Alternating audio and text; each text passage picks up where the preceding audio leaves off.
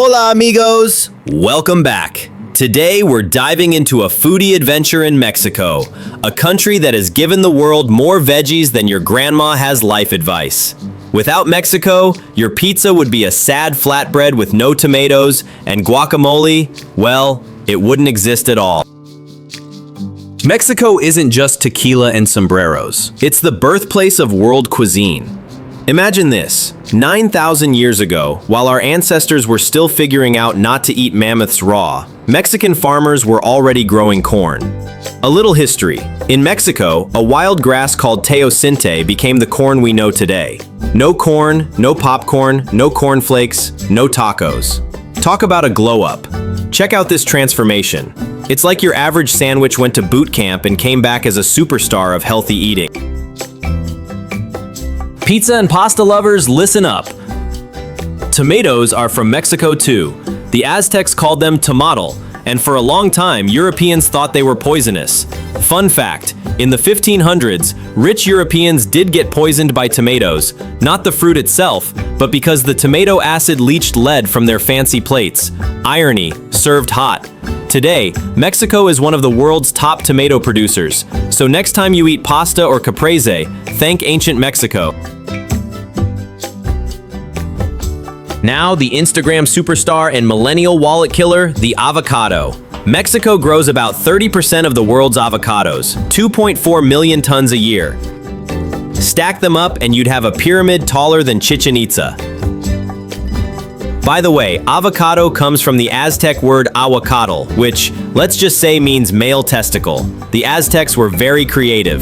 Avocados have been in Mexico for 10,000 years and were considered an aphrodisiac. Maybe that explains their modern popularity.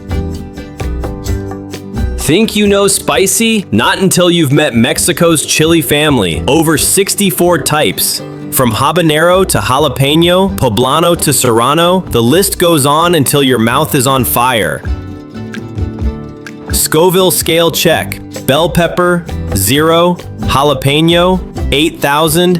And the Mexican orange habanero, around 400,000.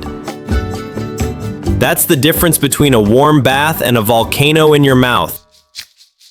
Mexico isn't just about the usual suspects. It has some real exotic veggies. Chayote, a wrinkly green thing that looks alien but tastes like cucumber and zucchini had a baby. Nopales. Yes, Mexicans eat cactus.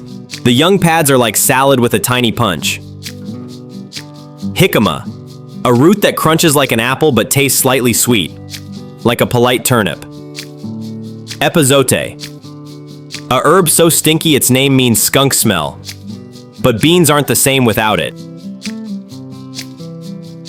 Today, Mexico exports veggies worldwide. Winter tomatoes in your supermarket? Probably from Mexico. Avocados? Definitely Mexican. Mexico is the 4th largest veggie exporter in the world, supplying over 60% of winter cucumbers in the US and exporting to more than 50 countries.